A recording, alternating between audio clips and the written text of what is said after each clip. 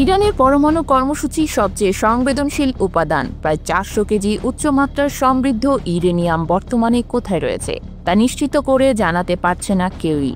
Fordow সহ একাধিক স্থাপনায় যুক্তরাষ্ট্র ও ইসরায়েলের যৌথ হামলার পর জাতিসংঘের পরমাণু পর্যবেক্ষক সংস্থা IAEA বলছে মজুদ ইউরেনিয়াম ধ্বংস হয়েছে নাকি আগেভাগেই সরিয়ে ফেলা হয়েছে তা এখনও অজানা। অথচ এই পরিমাণ ইউরেনিয়াম দিয়ে অন্তত 9টি পারমাণবিক বোমা তৈরি করা সম্ভব। আর এই নিখোঁজ ইউরেনিয়াম ঘিরে এখন সবচেয়ে বেশি মাথাব্যথা যুক্তরাষ্ট্র ও ইসরায়েলের, যারা চায় এই অঞ্চল পরমাণু শক্তির একচেটিয়া নিয়ন্ত্রণ। গত সপ্তাহে ইরানের ফোর্দো, নাতাঞ্জ ও ইস্পাহানে চালানো বিমান হামলার পর মার্কিন প্রেসিডেন্ট ডোনাল্ড ট্রাম্প দাবি করেন সবকিছু গুড়িয়ে দেওয়া হয়েছে।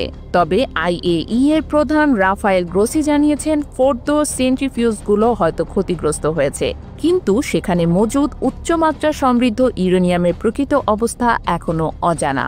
এই ইউরেনিয়ামের 90% মাত্রায় উন্নীত করা হলে তা দিয়ে তৈরি করা হতে পারে অন্তত 9টি পারমাণবিক বোমা। রয়টার্স জানায় হামলার কয়েকদিন আগে ফোর্দো কেন্দ্রের বাইরে ট্রাক চলাচল দেখা গেছে স্যাটেলাইট চিত্রে। পশ্চিমা গোয়েন্দা কর্মকর্তারা মনে করছেন ইরান আগেই আন্দাজ করেছিলেন হামলা হবে এবং গোপনে ইউরেনিয়াম সরিয়ে নিয়েছে। তবে ট্রাম্প ও পেন্টাগন এ ধারণা নাকচ করে বলেছে ওরা কিছুই সরায়নি, ওগুলো খুব ভারী। তবে প্রশ্ন ওঠে, তাহলে কেন ইউরেনিয়ামের কোনো ধ্বংসাবিশেষ নেই? কেন IAEA এতদিন পরেও নিশ্চিত হতে পারছে না যে ইউরেনিয়াম ধ্বংস হয়েছে?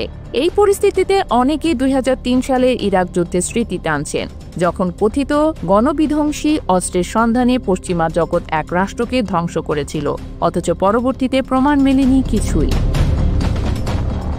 ইরান বলছে তাদের পরমাণু কর্মসূচি শান্তিপূর্ণ এবং IAEA নিয়ম মেনেই চলছে।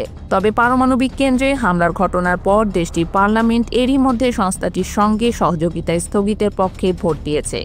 IAEA সাবেক পরিদর্শক ওলি হেইনন সতর্ক করে বলেছেন, পরিস্থিতি এখন এমন এক পর্যায়ে যেখানে একটা ছোট ভুলই বড় সংঘাতের দিকে নিয়ে যেতে পারে।